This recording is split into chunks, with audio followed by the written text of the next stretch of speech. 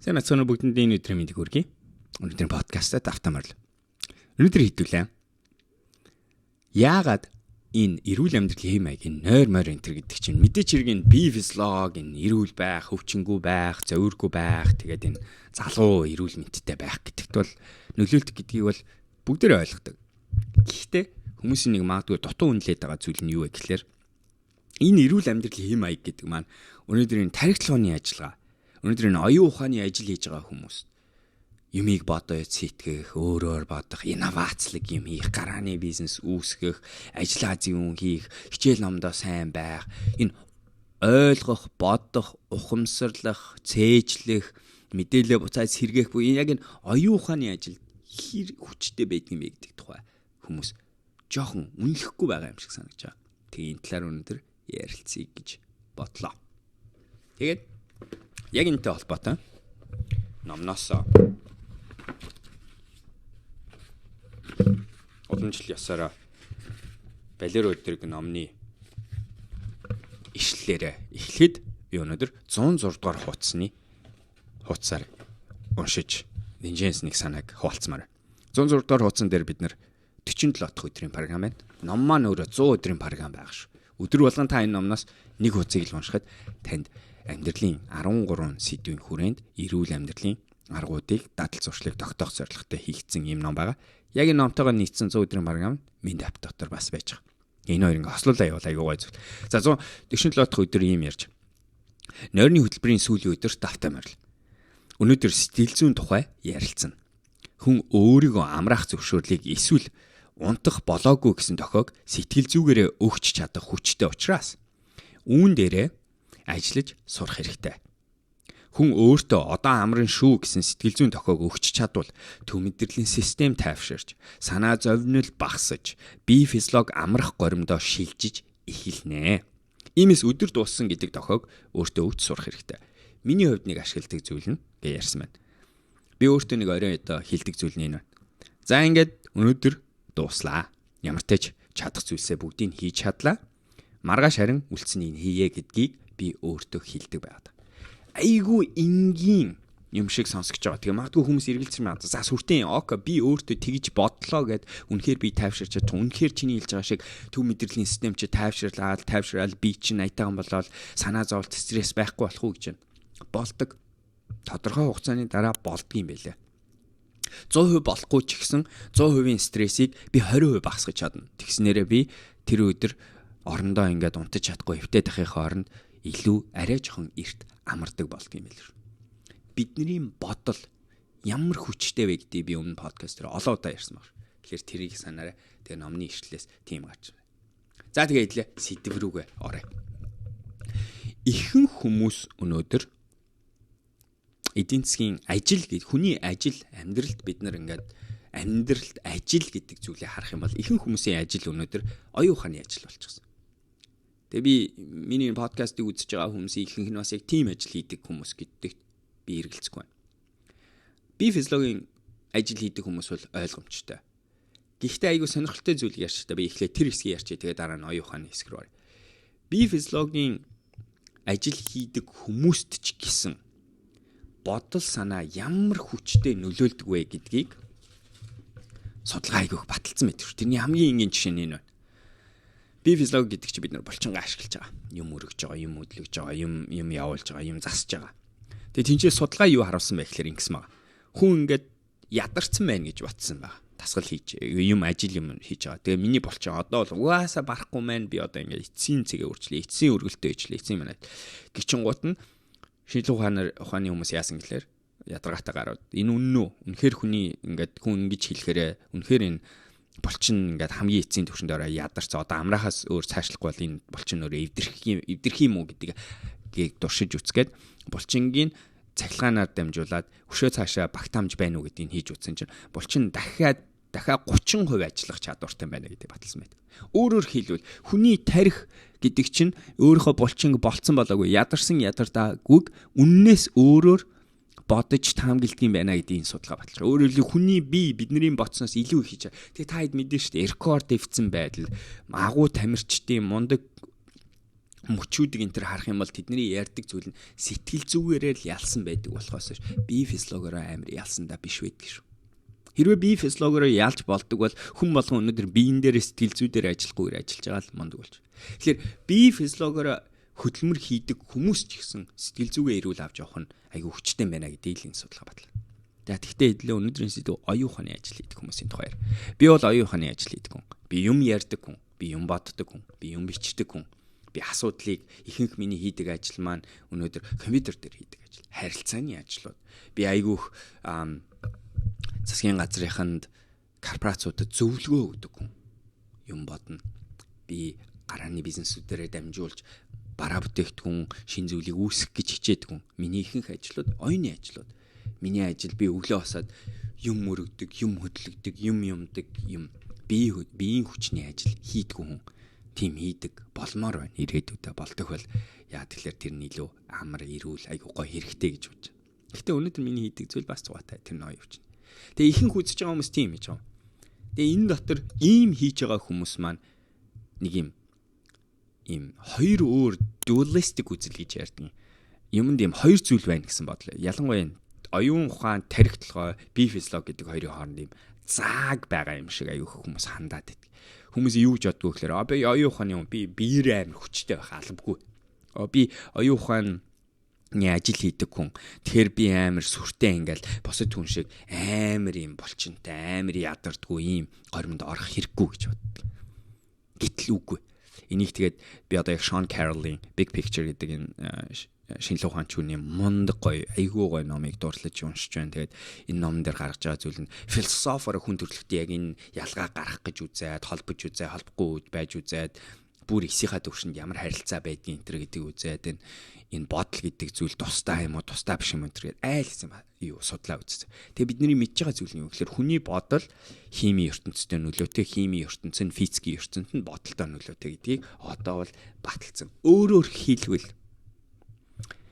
ихэнх оюун ухааны ажил хийдэг хүмүүс би одоо энэ дараачийн юмнуудыг хийвэл бүгдээрээ л хүсэж байгаа зүйл нь. Нэгт нь ямар ч нөхцөлд оюун ухааны ажил хийдэг хүн, толгоогоор ажил хийдэг, бодлоор ажил хийдэг хүмүүс юу сонор соргог ийм гоё ирч хүчтэй, оюун ухаанд айгуу гоё мэрч хүчтэй байхыг хүсэж байгаа. Ядаргаагүй, стресстэйг байхыг хүсэж байгаа. Хоёрт нь тийм хүмүүс яг юу санаж байгаагаа дандаа мэддэг, юу хийхээ дандаа ингээд бодлоо зөв цагтаа байлгаж чаддаг хүмүүс. Дандаа ингээд удирдлагын доор байлгаж чаддаг. Тэр хүмүүс хүнтэй юм ярьчаад тэрийг ярьсан зүйлээ санаж чаддаг болохыг хүсэж байгаа. Тэр хүмүүс үзэж харсан, уншсан номнуудаасаа хэрэгтэй мэдээлэл, өнгөрсөн хурал дээр яригдсан зүйлээс хэрэгтэй мэдээлэл босод хүнээс илүү сэргээж тэгээд гаргах чадвартай. Юу л ийм ярьж байгаа юм. Энэ талаар чинь би 6 сарын өмнө ийм ярьсан шүү дээ. Эсвэл би ийм газараас ийм мэдлэг авсан шүү дээ гэдгээ сэргээх чадвартай. Дуртай үедээ. Ийм чадварыг хүмүүс хүсэж байгаа.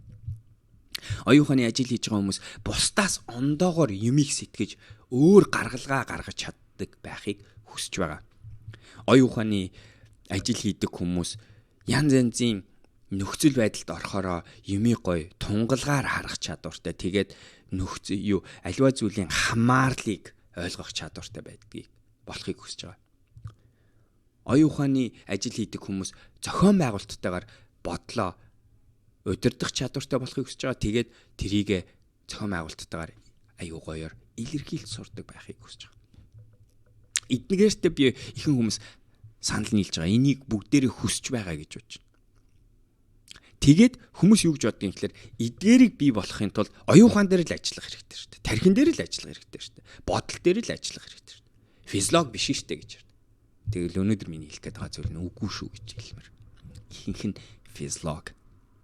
Ихэнх нь бидний бодол гэдэг зүйл чинь тархин дотор чинь бит ертөнцид байгаа гэдэг бит юм байна. Бидний тэр бодох чадвар чинь энэ тарих яаж ажиллаж байгаас хамааралтай. Энэ төв мэдрэлийн систем яаж ажиллаж байгаас хамааралтай. Бодисын солилцоо яаж ходоод чинь хэр өрөөл байгаас хамааралтай гэдгийг одоо бид нар мэдэн штэ манайхаа. Тийм болохоор энэ дээр ажиллах хэрэгтэй байна гэж. Ходоодыг яагаад хоёр дахь тарих гэж нэрлэдэг юм? Яагадгүй бидний амьдрал маш чухал байдаг.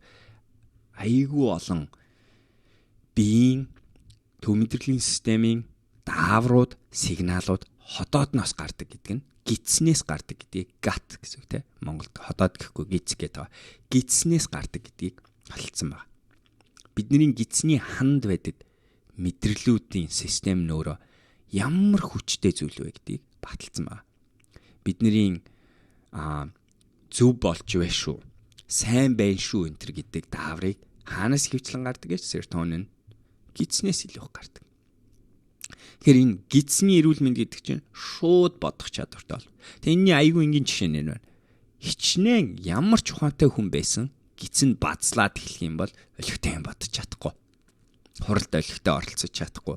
Багийнхныгаа олигтой яг тэр мөчөө тэр гидсэн ингээ бацлаад гидсэн ингээ хэцүү байгаа үед хүн ондоо амтан болж хуурдгийг бүгдээр санал хэлж байгаа. Энэ одоо айгүй энгийн жишээ. Тэгэхээр өөрөөр хэлбэл тэр гидс бол эрүүл гоё байх юм бол тэр хүн эсэргээрээ үнэхээр мундаг оюун ухааны ажил хийж чадна гэдгийг мартмааргүй. Дараач юм. Онгод орох. Flow гэдэг нэр томьёог би айгүй ярих дуртай та хэд мэдчихэж байгаа. Энэ нь нөгөө миний зугаатайгаар юм хийх гэдэгтэй бас холбоотой байна. Энэ онгод орох горим гэдэг одоо болтол хүн төрөлхтний нэг хөөгөөд байгаа, мастерлах гэдэг нэг зүйл байгаа. Тэг бид нэр ашгүй янз янзын онгодыг оруулдаг, нөлөөлдөг зүйлүүдийг ашгүй ойлгоод байна л да. Тэ нэг нь болохоор 50 байх хэрэгтэй. Хоёрт нь болохоор бид нар ийм сатаарлаас магадгүй холтцсон байх хэрэгтэй. Гуравт нь бид нар ийм давтамжтай тэгээд ингээд бидний анхаарлыг айгүй гой татаж чаддаг. Яг зөв хэмжээний шалгууртай хэцүү болон амархны хоорондын төвшин нь яг нэг юм тодорхой цэг дээр байх ёстой. Тэгээд тэр ярьж байгаа сэдв хийж байгаа зүйл нь бидний өнөөдөр өөрийн урт хугацааны яагаад энэ төр гэсэн одоо утга учиртай холбоотой байх ёстой энэ төр гэсэн юмуд гарч байгаа. Дээрээс нь эрүүл энэ бүх механизм маань зөв эрүүл солилцооны горимд орч чаддаг, эрүүл байж чаддаг байх ёстой гэдэг зүйлүүд хамаард юм байна гэдэг. Гэхдээ энэ онгод энэ flow гэдэг чинь ер нь ямар хэрэгтэй юу юм бэ гэж. Онгод энэ flow гэдэг чинь өөрөө өнөөдөр бидний тархины нэг юм 5 дугаар араанда орж байгаа горимшуул гэдэг юм. Одоо машинаар яриа те.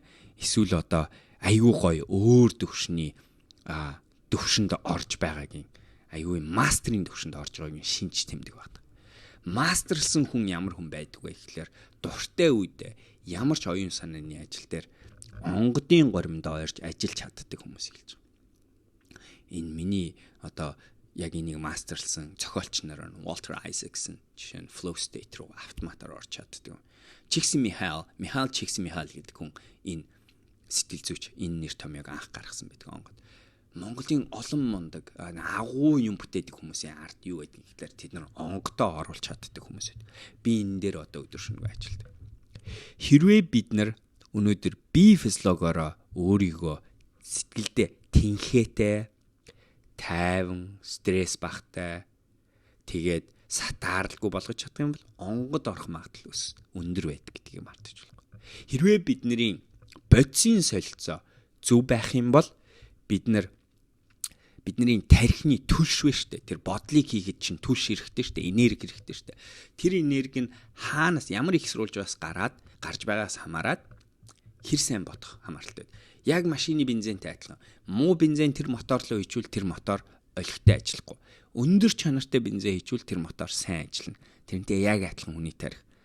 Өөх тосноос гаралтай түлш кето гэж ярддаг, кетозис гэж ярддаг.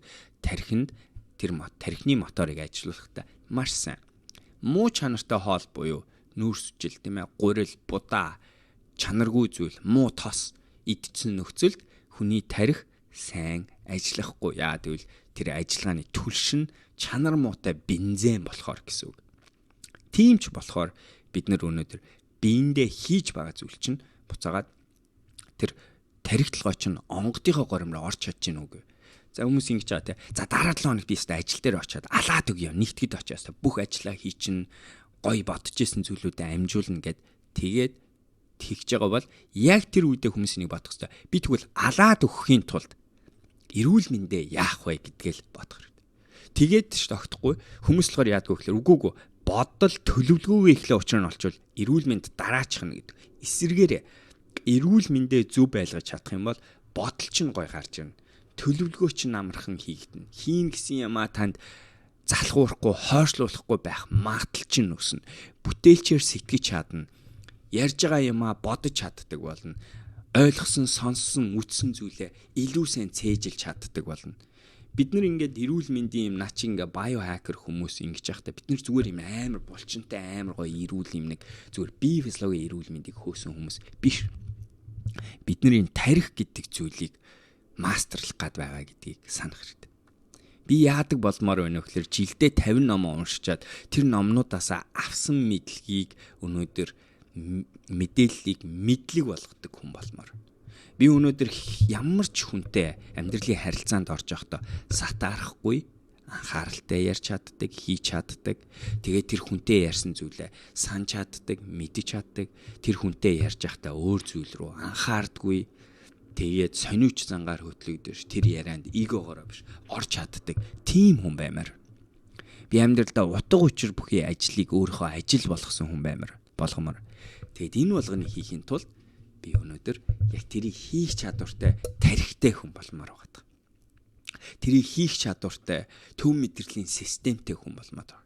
Төв мэдрэлийн систем гэдэг чинь нөгөө таныг стресссэн байна уу, эсвэл амарсан байна уу, амар мэнд байна уу, эсвэл ядарсан байна уу гэдгээр ялгадаг зүйл. Ийм болохоор бид нар энэ эрүүл мэнд гэдэг зүйл дээр анхаарат идэх шүү гэдэг.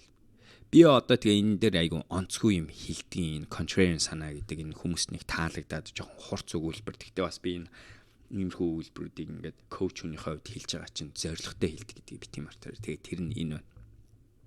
Хэрвээ өнөөдөр наадтай оюун санааны ажил хийж байгаа хүн ингээд ирээд тэгээ ингээд бие физиологийн хувьд эрүүл биш харагдах юм бол би тэр хүнийг өөрийнхөө өндөр түвшиндээ сэтгэж чадах уу чадахгүй юу гэдэгт нь эргэлзэнэ.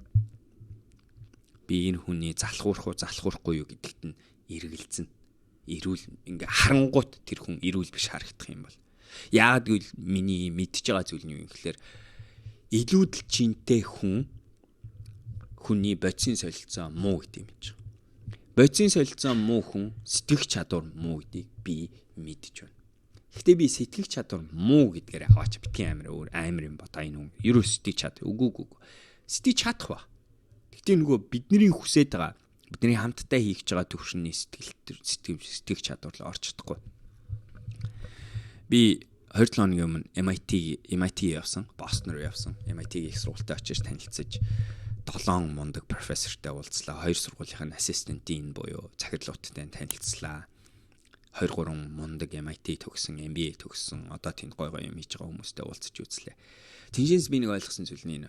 Харсан зүйл нь энэ. За нэг талаар MIT бол бүр яхахгүй шилдэг дэлхийн институтийн нэг нь Америкийн нэг нууц зэвсгийн нэг юм байна гэдгийг бол яхахгүй ойлгож авсан. Үнэхээр яаж зохион байгуулалтаар хамгийн шилдэг хүүхдүүдэд аваад шилдэг тийм багш нар профессоруудыг аваад тийм 1000 ширхэг tenure профессор байдгийм байна. 10 жил болчихсон профессорууд гэсэн үг. Тэр профессорууд л ерөөсөн MIT-г ажилуулдаг юм байна гэдгийг ойлгож.